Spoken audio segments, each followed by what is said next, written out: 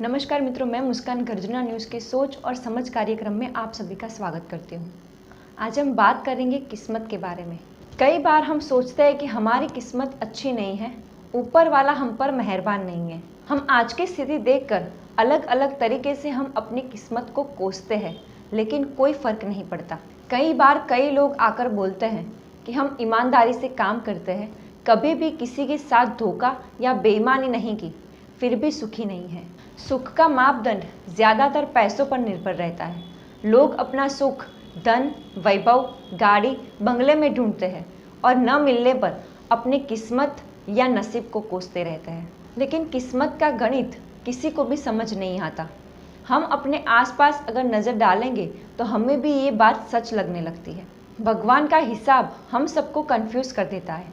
कई बार अच्छे लोगों के साथ बुरा होता है और बुरे लोग हर प्रकार का सुख प्राप्त करते हैं। और कई बार ऐसा लगता है कि जैसी करनी वैसी भरनी, हम सबको सब कुछ यहीं पर भुगत कर जाना पड़ता है। जब मनुष्य किस्मत या नसीब पर रोने लगता है, तब राम रहीम और आसाराम पर नज़र डालनी चाहिए। जो किस्मत कर सकता है वो कोई नहीं कर सकता। किस्मत रंग को राजा बना सकती है और राजा को रंक बना सकती है। हम मानते हैं कि ऊपर वाले ने अपने तरीके से हमारे मापदंड बनाए हैं, लेकिन कभी कभार मनुष्य का ज़मीर डगमगा जाता है कि आखिर किस्मत है क्या। लेकिन कई प्रसंग हमारी नज़र के सामने हैं कि जो साबित करते हैं कि किस्मत के आगे कुछ नहीं है। एक एक्सीडेंट में सारे लोग मारे जाते हैं, लेकिन कोई बच्चा, बूढ़ा या युवान बच जाता है और उसे एक खरोच भी नहीं आती, तो उसे हम क्या कहेंगे।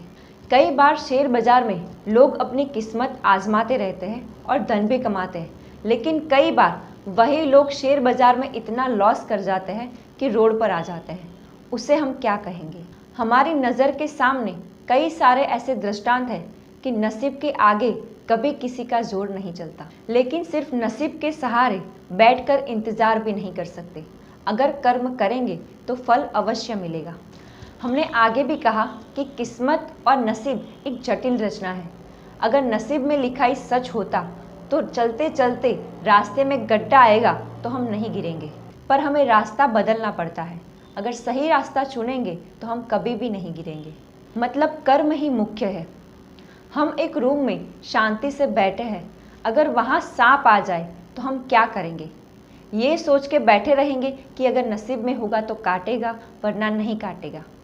नहीं, हम ऐसा नहीं करते। हम तुरंत ही दौड़कर एक सलामत जगह पर चले जाते हैं। तो क्या किस्मत पर ही जीवन का आधार रखेंगे? नहीं, किस्मत के साथ साथ कर्म भी ज़रूरी है, शायद उससे ज़्यादा ज़रूरी है। इसीलिए संस्कृत में एक श्लोक है जिसका मतलब होता है कि सिंह जंगल का राजा है, फिर भी अगर वो सोता रहेगा तो हिरन आके उसके मुंह में नहीं गिरेगा। अगर 56 भोग की थाली आपके सामने है, लेकिन अगर आप हाथ आगे नहीं बढ़ाओगे तो आप 56 भोग भी नहीं खा सकोगे। मतलब नसीब तभी साथ देता है जब आप कर्म करोगे। दुनिया की सभी जीव सृष्टि कर्म के आधार है। अगर कर्म करोगे तो नसीब अवश्य साथ देगा, लेकिन सिर्फ और सिर्फ नसीब कभी सफल नहीं होता। अगर किसी को लॉटरी लगती है तो उसने लॉटरी खरीदने का कर्म भी किया होता है। कोई कम कर्म में ज़्यादा तो कोई ज़्यादा कर्म में कम लाभ प्राप्त करता है, लेकिन ये भी अपने अपने कर्म के अधीन ही प्राप्त होता है। धन्यवाद।